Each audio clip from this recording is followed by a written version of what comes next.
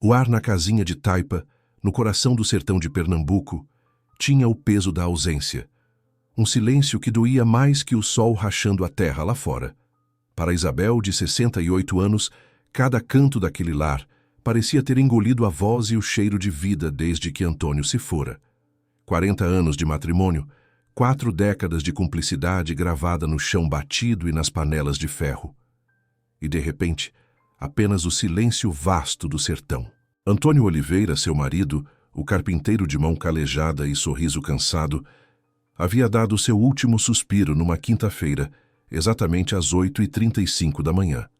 O câncer, matreiro e ligeiro, levou-o em poucos meses, deixando Isabel sozinha sob o céu imenso e impiedoso. Ela agora estava sentada na varanda, olhando para o horizonte seco, onde a caatinga se perdia num mar de tons ocre e cinza. Lembrava-se de Antônio saindo todos os dias, pontualmente às 5h40 da manhã, para trabalhar na única marcenaria do povoado. Voltava ao entardecer, suado, com cheiro de cedro e verniz, mas sempre com um beijo na testa, que era promessa e porto seguro.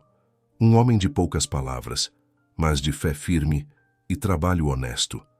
Um homem que não guardava segredos, ou era o que ela sempre acreditou. O grande pesar de suas vidas era o vazio da casa. Nunca tiveram filhos. Tentaram por anos com benzedeiras, promessas a São José e viagens cansativas à capital. A dor de não gerar era uma sombra constante, mas com o tempo aceitaram que seriam só os dois. Isabel, no entanto, carregava o fardo, o sentimento de ter falhado em dar a Antônio a prole que ele merecia. Ele, sempre generoso, apenas segurava sua mão e dizia: "Basta você, minha flor. Nosso amor enche a casa." Os dias que se seguiram ao enterro foram um corre-corre de vizinhos, parentes distantes e burocracia. Isabel se movia como um fantasma, só esperando que todos partissem para poder chorar em paz, sem a vigilância dos olhares alheios. Uma semana depois, com a casa de novo em seu silêncio ensurdecedor, Isabel reuniu forças para enfrentar a tarefa mais difícil: arrumar as coisas de Antônio. As camisas de manga comprida ainda manchadas de tinta, as botas de couro gastas, as ferramentas penduradas com perfeição na parede do ateliê externo. Cada objeto trazia o cheiro e a presença de quem se foi. A tensão começou quando ela chegou ao quarto. Sentou-se na beira da cama e abriu a gaveta da mesinha de cabeceira dele. No topo, as coisas de uso: um terço, uma bíblia velha, seu relógio de ponteiro, tudo no lugar. Mas ao fundo, sob uma pilha de lenços de algodão, seus dedos trêmulos tocaram algo frio e pesado. Puxou devagar, sentindo o coração saltar no peito. Era um molho de chaves. 3 chaves diferentes, unidas por uma argola enferrujada. Eram antigas, mas bem usadas, e Isabel não reconheceu nenhuma fechadura de casa ou do carro. As chaves de sempre ficavam penduradas num gancho perto da porta. Por que Antônio esconderia estas ali, num lugar tão íntimo e ao mesmo tempo secreto? Em 40 anos de vida, Antônio nunca parecera ser um homem de mistérios. Ele era a transparência da água de açude. A ideia de que ele pudesse ter escondido algo dela por tanto tempo a desnorteou. Instintivamente, Isabel se levantou e olhou pela janela da cozinha. Além do pequeno roçado que Antônio cultivava teimosamente, no canto do quintal, erguia-se o cobertizo de madeira. Era uma construção simples de tábuas grossas, que Antônio havia erguido uns 20 anos antes, dizendo que precisava de mais espaço para as tralhas e bagunças dele. Ele passava muito tempo ali, especialmente nas últimas semanas. Se Isabel perguntava: "Que tanto faz aí, Antônio?", ele sorria e respondia com aquela doçura que a acalmava: "Só tralha velha, minha flor. Nada que te interesse." E ela, na fé cega de sua união, sempre aceitara. Ele tinha seu canto, seu refúgio de trabalho.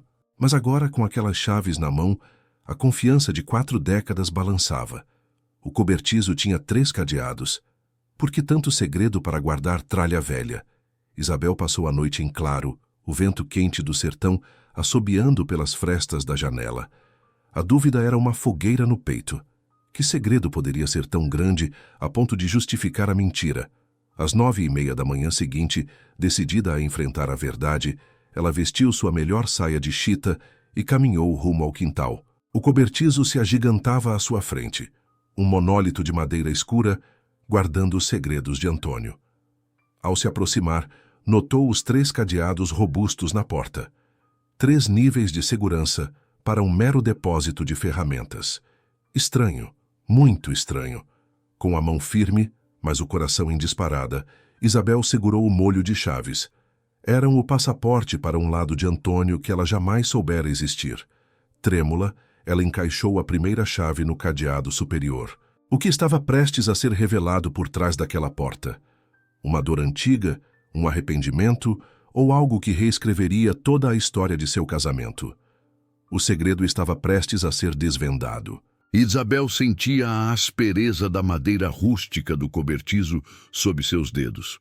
4 décadas de uma vida inteira de certezas estavam prestes a ser confrontadas por aquelas 3 fechaduras.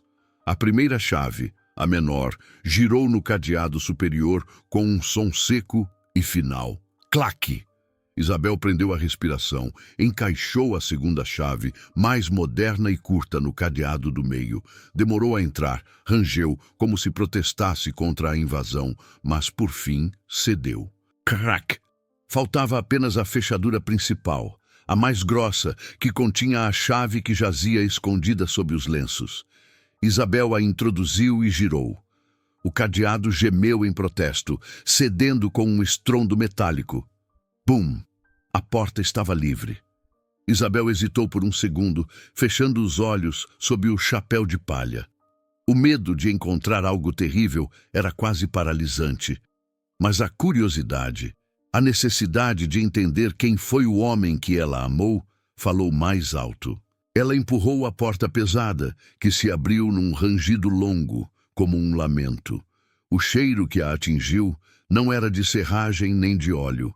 Era um aroma adocicado, de tinta a óleo e aguarrás, o perfume inconfundível de um ateliê. O interior do barraco estava numa penumbra dourada, cortada por feixes de luz que se infiltravam pelas frestas das tábuas mal ajustadas. Isabel entrou. O que ela viu fez seu mundo girar. Em vez de ferramentas de carpintaria, o lugar estava cheio de telas. Dezenas e dezenas de quadros encostados nas paredes e cobertos com lençóis brancos, como figuras silenciosas. No centro, um cavalete de madeira robusta e numa mesa auxiliar. Pincéis e tubos de tinta dispostos com a ordem meticulosa que Antônio usava em suas ferramentas. Antônio, o carpinteiro de mãos grossas e voz baixa, era um pintor, um artista secreto. Isabel tateou o cavalete. A descrença era quase física. Por que o segredo? Por que a mentira? Com as mãos trêmulas de emoção, ela levantou o pano de um quadro apoiado ali perto. O que viu fez as lágrimas brotarem. Era um retrato dela. Não a Isabel de agora, mas a jovem, a noiva de 40 anos atrás, com o cabelo castanho escuro solto e um sorriso radiante. Antônio a havia pintado com uma técnica impecável, capturando a luz da juventude e o brilho do amor. Cada pincelada era uma declaração de amor nunca verbalizada. Isabel começou a descobrir, freneticamente, um quadro após o outro. O que se revelou foi a crônica visual de seu casamento. Havia Isabel fazendo cuscuz na cozinha, absorta no vapor. Isabel remendando as roupas na cadeira da varanda, com a luz do sertão a lhe acariciar o rosto. Isabel dormindo serenamente na cama. Quadros e mais quadros que mostravam que Antônio a havia observado e amado cada dia, cada instante, com uma devoção de artista. Só tralha velha, minha flor, ele dizia. Não eram tralhas. Eram os filhos de luz que ele havia criado para preencher o vazio. Isabel sentou-se num banquinho de 3 pernas, o corpo esgotado pela emoção. Ela havia vivido com um poeta silencioso, um homem que traduzia a rotina em beleza. Seria o ateliê um refúgio ou a manifestação de um sofrimento maior? No canto da mesa, Isabel encontrou algo além das tintas. 2 cadernos de capa dura, grossos e com as bordas amassadas. Eram diários. Com a respiração suspensa, ela abriu o primeiro, na caligrafia firme e espaçada de Antônio. Leu a data, 15 de abril de 1985. A primeira linha era clara e incisiva. Hoje minha flor estava triste por causa do médico. Não pude dizer nada, só a abracei. Sinto que esta pintura é o único lugar onde posso gritar a verdade sem que ela me ouça. Esta é a única maneira de criar algo bonito com a dor. Isabel percebeu que o ateliê não era apenas um segredo artístico. Estava prestes a descobrir a dor profunda que impulsionou Antônio a pintar. A verdade sobre o vazio que o sertão de Pernambuco havia imposto em suas vidas. A chave para a dor que havia forjado a imensidão de seu amor. O diário daria a resposta. Isabel segurava os diários, sentindo o peso das palavras não ditas. Ela mergulhou nas páginas, buscando a razão por trás do sacrifício de Antônio. As primeiras entradas eram puro afeto e observação. As pinceladas descritas com a mesma devoção que ele usava para retocar as madeiras. 6 de agosto de 1987. Minha Isabel preparou buchada hoje, a melhor do sertão. Quase perdi o foco. Ela brigou com o bode e eu pintei a cena, a força e a beleza dela. Se eu não posso dar-lhe filhos, vou dar-lhe a eternidade na tela. Avançando nas datas, Isabel revisitou seus próprios anos de angústia. Os tratamentos, as idas à capital, a esperança quebrada. Até que chegou ao ano de 1994. A caligrafia de Antônio mudou, tornando-se apressada, quase desesperada. Ele relatava ter viajado a um médico em Caruaru para exames de rotina, sem que Isabel soubesse. Naquele tempo, ela ainda fazia tratamentos, acreditando que o problema estava nela. Isabel sentiu um frio na barriga ao ler a data crítica. 21 de outubro de 1994. Antônio havia escrito: "O resultado veio hoje. O médico foi direto. Eu sou estéril. Nunca poderei ser pai. O problema que consumiu nossa vida, que fez minha flor se culpar por anos, sempre esteve em mim." Isabel soltou um grito abafado, o ar lhe faltando. Antônio sabia. Ele sabia há 30 anos que a infertilidade era dele.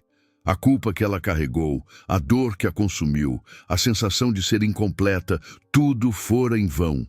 O problema não era dela. O relato continuava, tingido de culpa e amor. Como dizer a ela?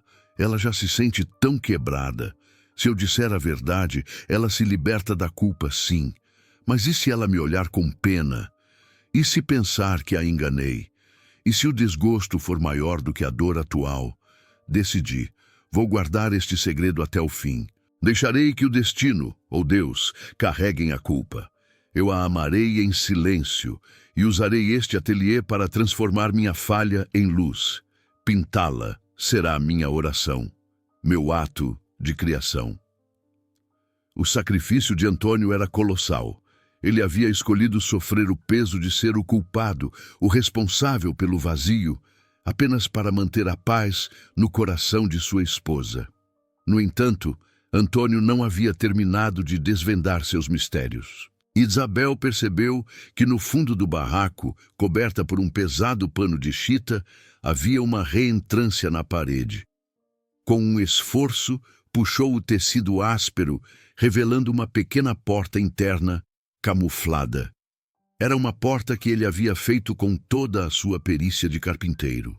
A porta não tinha trancas, estava apenas encostada. Isabel a abriu, e o cheiro doce de talco e tecido novo a atingiu.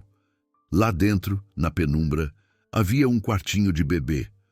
Um quartinho infantil perfeitamente montado. Um berço de madeira, esculpido e pintado à mão por Antônio, com motivos do sertão e figuras de animais. Roupas de bebê, limpas e bem passadas, penduradas no armário. Livros e brinquedos de madeira novos. Era o ninho que ele havia construído para os filhos que só existiam na imaginação. Antônio, o homem que não podia ser pai, havia criado um santuário para a paternidade não realizada. Sobre o berço, um envelope selado, grande, endereçado a ela. Isabel. Isabel estava agora diante da verdade completa. O amor silencioso nos quadros, a culpa no diário e a esperança tangível no quartinho. Faltava apenas ler a última carta, o testamento emocional que daria sentido e propósito a todo o sofrimento. O legado de Antônio estava prestes a ser revelado. Isabel segurava a carta com as mãos que já haviam tocado o segredo mais profundo de seu marido. Sentada num banquinho de madeira no quartinho que cheirava a futuro, ela rasgou o envelope. Era a voz final de Antônio, o último adeus. Minha flor, se você está aqui, é porque a verdade, finalmente, te alcançou. Não lamente o segredo, mas entenda o motivo. Eu não queria que o peso da minha falha acabasse com a alegria do seu sorriso. Nesses anos todos, eu te amei com a força de um sertanejo que acredita na chuva, mesmo que ela nunca caia. Ele explicava o quartinho. Este é o lugar dos nossos filhos, os que teriam nascido na beleza do sertão. Eu o construí para que você soubesse que eu quis ser pai e que você seria a melhor mãe. Eles não nasceram em carne, mas vivem aqui, neste silêncio de madeira e tinta. É o nosso ato de fé. A emoção de Isabel era agora uma mistura de dor e gratidão imensa. Antônio não apenas a havia amado, ele a havia protegido com um sacrifício que ela jamais poderia ter imaginado. Em seguida, a carta falava dos quadros. As pinturas são suas, minha vida, nossa história em cores. Na nossa poupança na caixa, você vai encontrar a papelada. Um homem importante de São Paulo me encontrou no ano passado. Disse que minhas obras eram primitivismo afetivo e que valiam uma grana boa. Eu, um carpinteiro do sertão, valendo isso tudo, nem acreditei. Antônio pedia o último e mais importante favor. Use este dinheiro, minha flor, para plantar esperança. Crie uma fundação, ajude os casais que sofrem com a infertilidade, os que não podem ir para a capital buscar ajuda. Que nosso sofrimento se vire semente, que o sertão receba de nós um legado de amor e cuidado. A carta terminava com um aceno à vida. Viva, Isabel, viva com a certeza de que você foi a obra-prima de um homem que a amou mais que o sol do meio-dia. Agora faça o nosso amor frutificar. Isabel terminou de ler, o rosto banhado em lágrimas que pela primeira vez em meses não eram apenas de luto. 3 meses depois, a história de Antônio, o carpinteiro-pintor, era manchete em jornais de todo o Nordeste. A coleção de quadros, avaliada em milhões, foi vendida, e Isabel usou o dinheiro para fundar a Fundação Antônio e Isabel Oliveira. A fundação foi instalada na cidade vizinha, dedicada ao apoio de casais do sertão com dificuldades de engravidar, oferecendo exames, medicamentos e apoio psicológico. O quartinho de bebê foi cuidadosamente replicado na sede da fundação e virou a Sala da Esperança, onde os pais se reuniam para buscar consolo. Isabel guardou apenas 3 quadros, o do seu casamento, um em que ele a pintava remendando roupas e um autorretrato inacabado de Antônio no ateliê. 1 ano depois, uma carta chegou de um casal de Petrolina. Eles, com o auxílio da fundação, haviam conseguido adotar uma menina. A foto mostrava o casal sorrindo, a bebê no colo, em frente à réplica do berço de Antônio. Isabel dobrou a foto com um sorriso doce. Antônio tinha razão. O amor deles havia encontrado uma forma de seguir vivo, de tocar outras vidas e de trazer a chuva da esperança para o sertão. Naquele dia, Isabel voltou ao velho cobertizo. Sentou-se no banquinho, olhando o espaço agora vazio, e pegou um pincel de Antônio. No último quadro inacabado dele, ela pintou um pequeno beija-flor do sertão. Era sua forma de dizer a ele que havia entendido. O amor verdadeiro voa mais alto que a saudade. O segredo de Antônio, longe de ter sido uma mentira, foi o maior presente de suas vidas. E assim termina a história de Isabel e Antônio. A prova de que o segredo mais bem guardado pode ser, na verdade, a maior declaração de amor, capaz de transformar a tristeza do sertão em um mar de esperança.